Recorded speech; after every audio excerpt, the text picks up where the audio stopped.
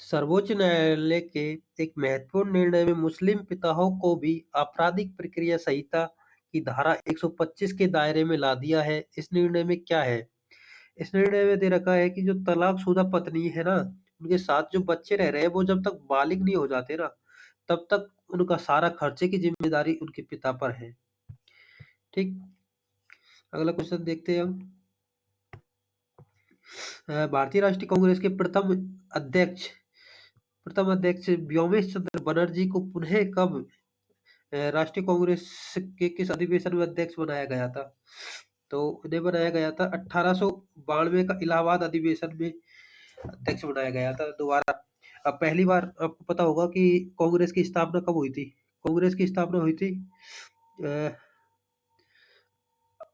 28 दिसंबर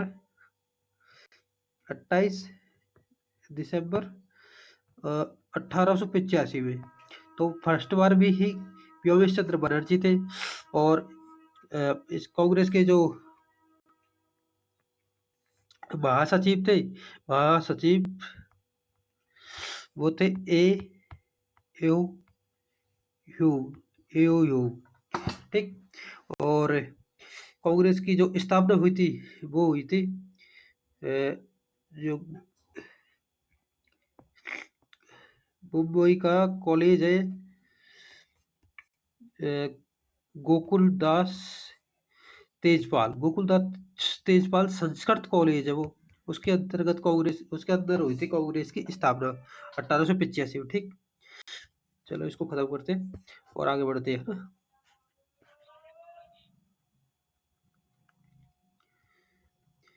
आगे देखते हैं भारत का जो संविधान है ना, उसकी अनुच्छेद में किस अनुच्छेद में है अस्पृश्यता का जो अंत हुआ है? अस्पृश्यता का अंत हुआ है ना, वो है अनुच्छेद 17वें अनुच्छेद में। ठीक। अब इसके आसपास देख लेते हैं हम 16वें अनुच्छेद में क्या है? 16वें अनुच्छेद में है अवसर की समानता, अवसर की समानता। ठीक। और 17 हो गया। 18वें में है उपाधियों का अंत, उपाधियों का अंत। ठीक। आगे बढ़ते हैं। कंट्रोलर एंड ऑडिटर जनरल, की सेवानिवृत्त, एक मिनट, हाँ, कंट्रोलर एंड ऑडिटर जनरल सेवानिवृत्त होते हैं। कब होते हैं?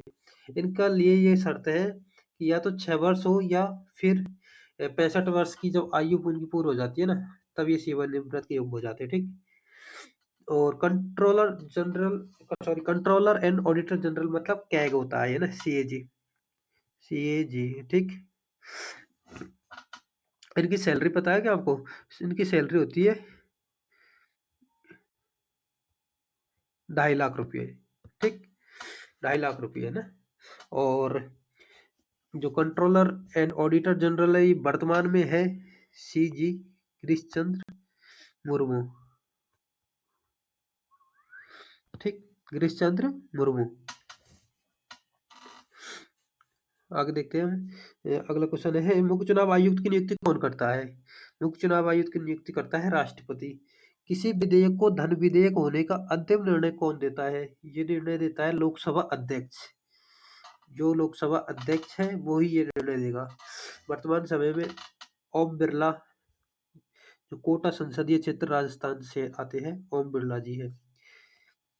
डॉक्टर भीमराव अंबेडकर ने किस मौलिक अधिकार को भारतीय संविधान का हृदय एवं आत्मा कहा था? वो है संवैधानिक उपचारों का अधिकार।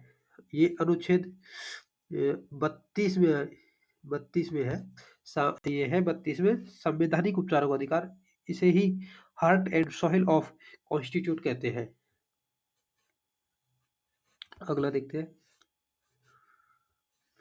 किसी मंत्री के विरुद्ध अविश्वास प्रस्ताव पारित हो जाता है ना, हो जाने तो मतलब क्या करना पड़ता है? किसी मंत्री के विरुद्ध अविश्वास प्रस्ताव पारित हो जाने की स्थिति में उस मंत्रिपरिषद से त्याग देना पड़ता है, उसे मंत्रिपरिषद से त्याग देना पड़ेगा। ठीक।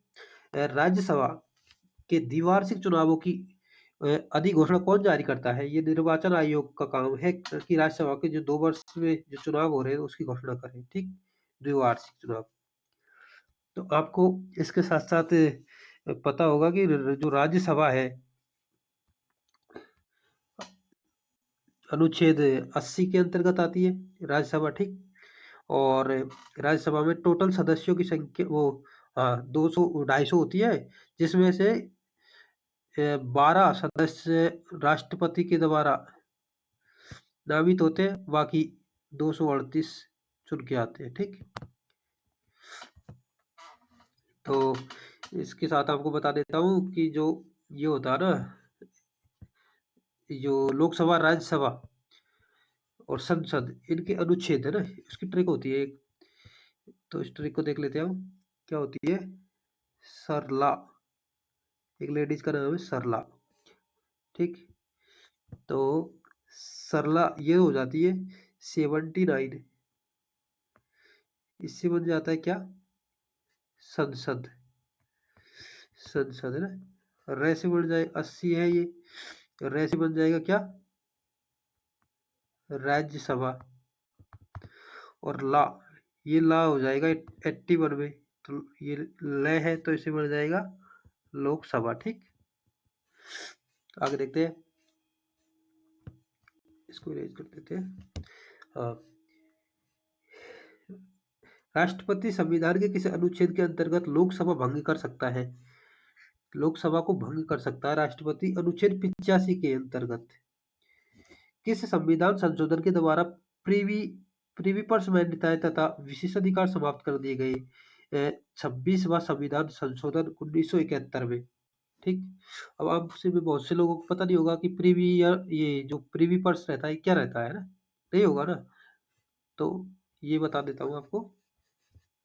जो प्रीवी पर्स है ना, ये है जब हमारे क्या है, जो राजा महाराजे थे, राज्यों के स्वतंत्रता के बाद भी इन्हें वो भारत के अंतर्गत मिल गए, लेकिन इन लोगों को क्या है, वो विशेष पैकेज दिया जाता था, विशेष पैकेज दिया जाता था इनको। तो उस पैकेज को जो इंदिरा गांधी सरकार थी ना, इंदिरा गांधी सरकार ने 1971 में एक ही झटके में उसको पूरा खत्म कर दिया। जो जब ये इमरजेंसी लागू हुई थी उस समय, जो 26वें संविधान संशोधन करके सभी प्रीवी प्रीवी वर्ष जो भी दिया जाता था राजा महाराजाओं को, उसको समाप्त कर दिया, ठीक? राइट, आगे बढ़ते। संविधान के किसी अनुसूची में राज्यपाल राज्यपाल राष्ट्रपति, भारत के मुख्य न्यायाधीश आदि के वेतन दिए जाते हैं, वेतन दिए जाते हैं द्वितीय अनुसूची में। इसका है भावेश, भावेश। वहां से हो जाएगा भारत के जो ये राज्य और यूटी है ना, वो आ जाएगा। बे से हो जाएगा क्या? वेतन भत्ते, जो भी राष्ट्रपति, उपराष्ट्रपति, राज्यपाल और भी बहुत सारे हैं, उनके वेतन भत्ते है ना। और से इन लोगों को फिर इनका शपथ, से शपथ है ना, ये हो जाएगा इसका,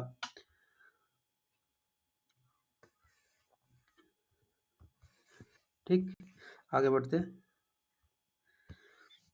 जो राष्ट्रपति है ना, उन्हें उन पर जो महाभियोग लगाया जाता है, उन्हें कितने दिन पूर्व इसका नोटिस दिया जाता है? 14 दिन पूर्व दे दिया जाता है उनको नोटिस, ठीक?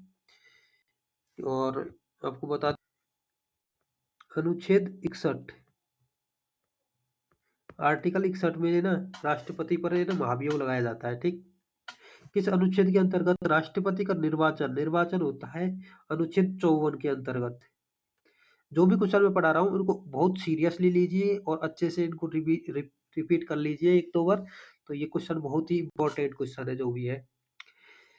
विधान परिषद, जो विधान परिषद होती है ना, उनकी कुल सदस्य संख्या का एक तिहाई ही होता है ना, जो विधानसभा से चुनकर आते हैं, विधानसभा से चुनकर आते हैं एक तिहाई से, ठीक? संविधान के अनुच्छेद 75 में मंत्रिपरिषद का गठन के बारे में जानकारी मिलती है। संविधान के किस संशोधन द्वारा संपत्ति के अधिकार को मूल अधिकारों की श्रेणी से निकाल दिया गया? मूल अधिकारों की श्रेणी से निकाल दिया गया था संपत्ति के अधिकार को 44वें संविधान संशोधन द्वारा। जो 44वें संविधान संशोधन के द्वारा निकाल दिया गया और उन्हें फिर शिफ्ट कर दिया गया था कहाँ पे, 300 ए, अनुच्छेद 300 ए के अंतर्गत, ठीक। स्वतंत्र भारत में राज्यसभा के प्रथम सभापति मतलब उपराष्ट्रपति कौन थे? Doctor Sarvepalli Radhakrishnan. Okay bye, take care.